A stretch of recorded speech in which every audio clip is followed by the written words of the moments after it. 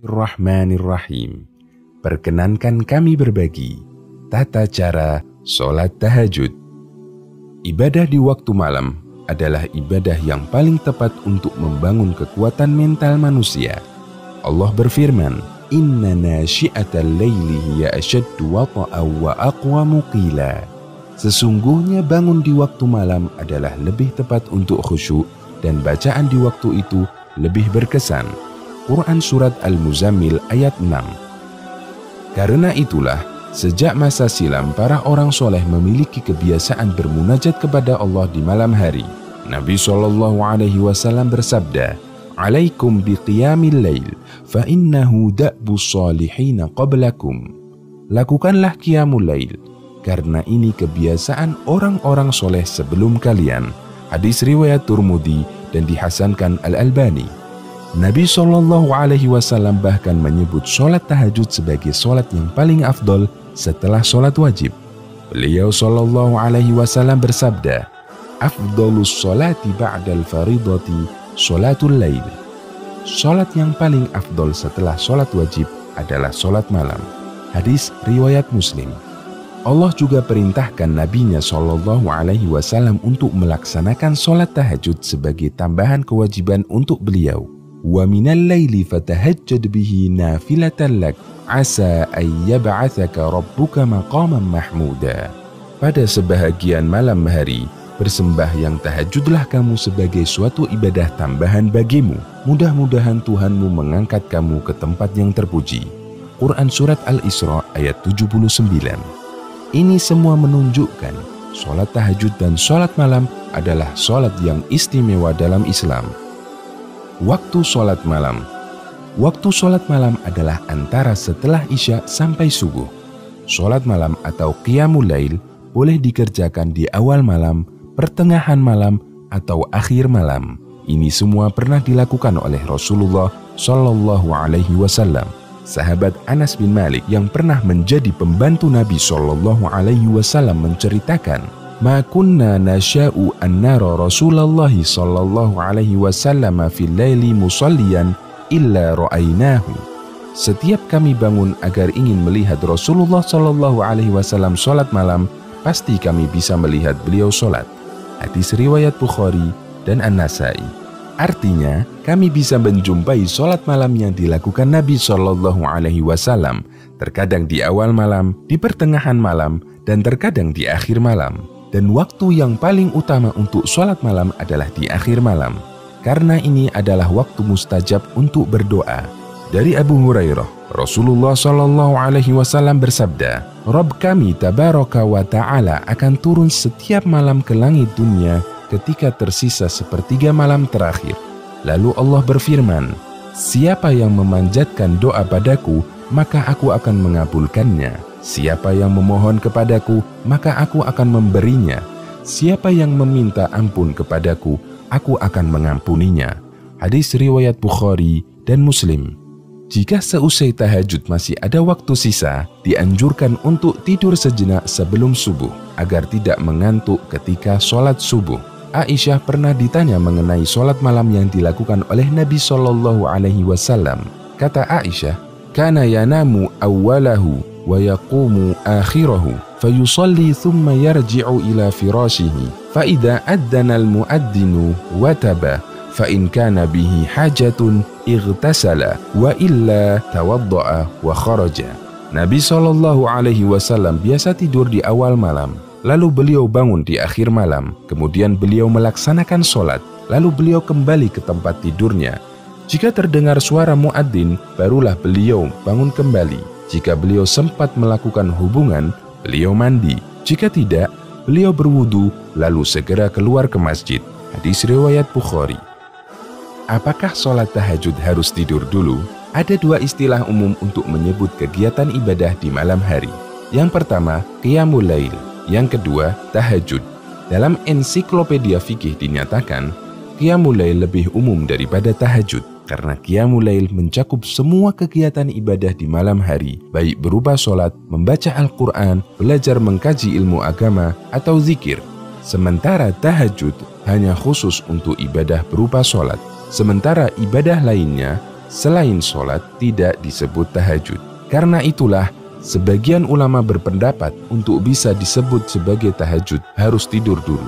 Sebagaimana keterangan Ar-Rafi'i, salah satu ulama Syafi'i, dalam kitab Asy-Syarhul Kabir, jika sholat itu dikerjakan sebelum tidur, tidak disebut tahajud, meskipun terhitung sebagai qiyamul lail. Meskipun ulama lainnya mengatakan bahwa ini bukan syarat, artinya orang bisa langsung melakukan tahajud sekalipun dia belum tidur. Sholat sunnah iftitah.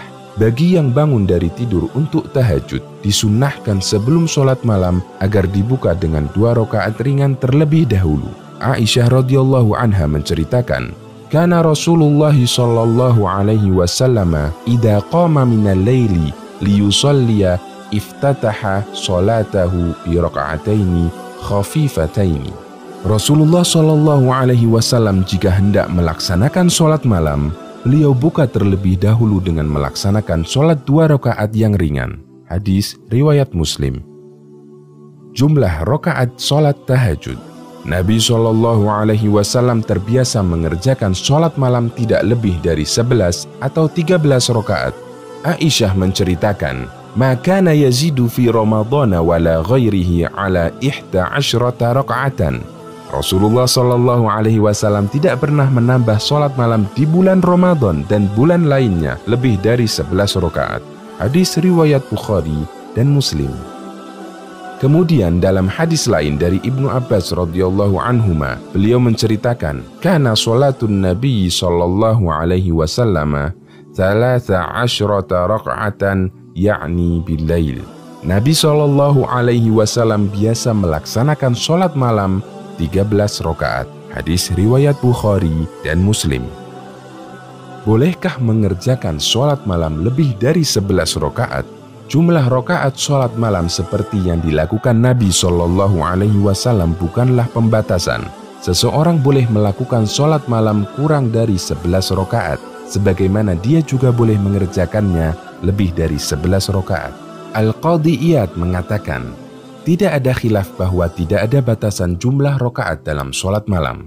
Tidak mengapa ditambah atau dikurang. Alasannya, sholat malam adalah bagian dari ketaatan yang apabila seseorang menambah jumlah rakaatnya, maka bertambah pula pahalanya. Jika dilakukan seperti ini, maka itu hanya menyelisihi perbuatan Nabi Shallallahu Alaihi Wasallam dan menyelisihi pilihan yang beliau pilih untuk dirinya sendiri. Hanya saja, ulama berbeda pendapat mana yang lebih afdol, mengerjakan sholat malam dengan jumlah rakaat sedikit namun bacaannya panjang, ataukah mengerjakan sholat dengan jumlah rakaat banyak namun bacaannya pendek. Kesimpulan yang tepat, barang siapa yang ingin memperlama berdiri dan membaca surat yang panjang dalam sholat malam, maka dia bisa mengerjakannya dengan rakaat yang sedikit. Namun jika ia ingin tidak terlalu lama berdiri dan membaca surat pendek, hendaklah dia bisa memperbanyak jumlah rakaatnya. Cara mengerjakan sholat malam. Secara umum, sholat dikerjakan 2 rakaat salam, 2 rakaat salam. Kemudian di penghujungnya ditutup dengan witir 1 rakaat.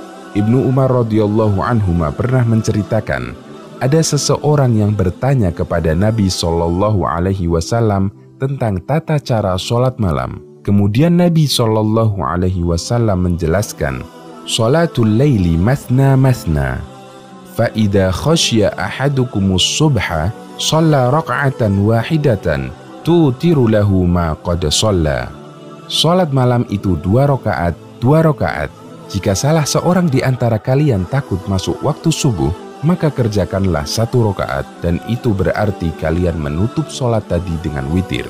Hadis riwayat Bukhari dan Muslim. Karena itu, sholat malam sekaligus witirnya dikerjakan dengan jumlah rakaat ganjil. Bisa 3 rakaat, 5 rakaat, 7 rakaat, 9 rakaat, atau 11 rakaat. Bisa juga lebih dari itu dengan bilangan ganjil. Berikut rincian tata caranya. Yang pertama, untuk sholat malam 11 rakaat. Dikerjakan 2 rakaat, 2 rakaat, kemudian witir 1 rakaat di penghujungnya. Aisyah menceritakan, Rasulullah Shallallahu Alaihi Wasallam melakukan sholat malam 11 rakaat, salam di setiap 2 rakaat, dan melakukan witir 1 rakaat. Hadis riwayat Muslim.